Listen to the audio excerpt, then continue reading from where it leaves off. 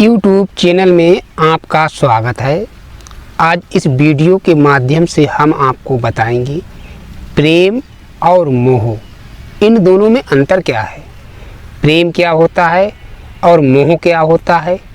प्रेम की पहचान क्या है और मोह की पहचान क्या है। इस चीज़ को जानने के लिए आप वीडियो पूरा देखें और पूर्ण जानकारी प्राप्त करें। जहाँ पर प्रेम होता है उस स्थान पर प्रेमी कोई भी हो सकता है।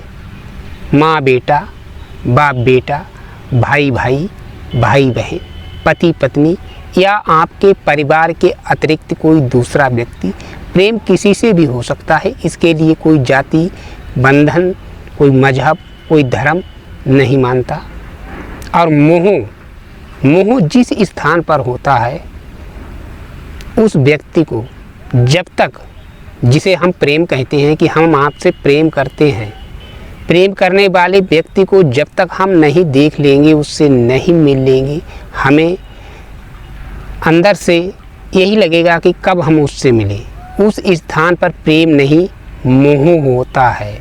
और प्रेम के वश व्यक्ति यदि कितने दिन भी ना मिले मगर प्रेम कम नहीं होता है, प्रेम निरंतर उतना ही रहेगा। इसी चीज़ की जानकारी से हम आपको अवगत कराएंगे। जैसे कई बार आपने देखा होगा स्कूल कॉलेज में पढ़ाई करते के साथ साथ लड़का लड़की एक दूसरे से प्रेम करने लगते हैं। लड़का लड़की एक दूसरे से कहते हैं कि हम तुमसे बहुत प्रेम करते हैं। कुछ व्यक्ति का प्रेम केवल शरीर संबंध तक ही निर्धारित होता है, उसके बाद समाप्त हो जाता है। लेकिन जिन लोगों का सच्चा प्रेम होता है वह प्रेम तो करते हैं लेकिन मन से, शरीर से नहीं। और जैसे ही लड़की के माँ बाप को मालूम पड़ता है कि मेरी लड़की किसी लड़के से प्रेम करती है, उसके बाद वो अपनी जाति बंधन को निभाते हुए, रीत रिवाज को निभाते हुए लड़की की शादी दूसरे स्थान पर तय कर देते हैं। और जब प्रेमी को मालूम पड़ता है कि हमारी प्रेमिका की शादी कहीं दूसरे स्थान पर हो रही है और उसके बाद वह लड़की से मिलता है, केवल इतना पूछता है क्या तुम इस शादी से खुश हो। इस लड़के से शादी करने के बाद आप अपने जीवन में खुश रहोगी। लड़की ने हाँ कह दिया तो लड़का खुशी खुशी से कह देता है ठीक है, तुम्हारी खुशी में हमारी खुशी। और लड़का निरंतर आत्मा से उससे प्रेम करता रहता है, लेकिन उसे उसके घर से भगाने के लिए या किसी प्रकार से उस पर दबाव नहीं डालता है। और जिस स्थान पर मोह होता है उस स्थान पर लड़का लड़की लड़की की माँ की परवाह ना करते हुए, लड़के के बाप की परवाह ना करते हुए घर से भाग जाते हैं। इसे मोह कहते हैं। मोह और प्रेम में एक बार श्री कृष्ण भगवान बहुत ज़्यादा अस्वस्थ बीमार पड़ गए थे और उन पर कोई भी दवा, किसी प्रकार का कोई असर काम नहीं कर रहा था। भगवान श्री कृष्ण के जितने भी प्रेमी जन थे, जितनी भी गोपियाँ थीं, भगवान के स्वस्थ होने के लिए हर प्रकार की मन्नत करते थे, हर प्रकार की उनके लिए दवाई दिलाते थे।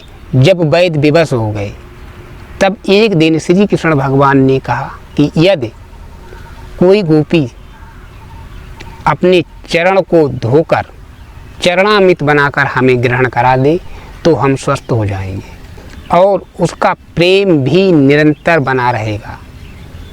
इस बात को सुनने के बाद सारी गोपियाँ बहुत चिंतित हो गई। वे अपने मन में भगवान के बारे में सोचने लगी कि हम जिन्हें प्रेम करते हैं, इनकी पूजा करते हैं, उनको अपने चरण का जल कैसे स्पर्श कराएं उनके मुख में। यही विषय, यही चिंता हर गोपी के मन में थी। और उसके साथ गोपियाँ यह भी सोच रही थी कि हमने अपने चरण को धोकर श्री कृष्ण भगवान को यदि ग्रहण करा दिया लेकिन वे उसके बाद भी स्वस्थ नहीं हुए, ठीक नहीं हुए, तो हमें नरक का गामी होना पड़ेगा, हमें नरक भोगना पड़ेगा। इन बातों को मन में सोचते हुए किसी भी गोपी ने अपने चरण को धोकर श्री कृष्ण भगवान को चरणामृत नहीं ग्रहण कराया।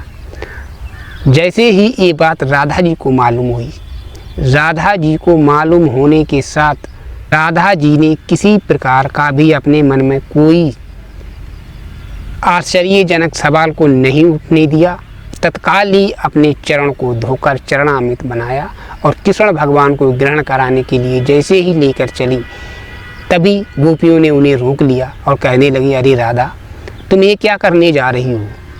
बहुत बड़ा अनर्थ करने जा रही हो। यदि मान लो श्री कृष्ण भगवान स्वस्थ नहीं हुए तो तुम्हें नरक में जाना पड़ेगा। राधा जी ने हंसते हुए कहा कि कोई बात नहीं, हमें भगवान श्री कृष्ण के लिए यदि नरक में जाना पड़े तो हमें वह भी मंजूर है। और इतना कहते हुए उन्होंने वह चरणामृत श्री कृष्ण भगवान को ग्रहण करा दिया। चरणामृत को ग्रहण करने के उपरांत श्री कृष्ण भगवान स्वस्थ हो गए, सही हो गए। तो कहने का मतलब ये है, जो व्यक्ति जिससे प्रेम करता है वह उसके लिए सब कुछ करने को तैयार होता है, लेकिन जैसे ही प्रेम करने वाले को मालूम पड़ेगा तो वह अपने प्रेम करने वाले से कभी भी कोई अनुचित कार्य करने के लिए नहीं कहेगा। प्रेम और मोह में यही अंतर होता है।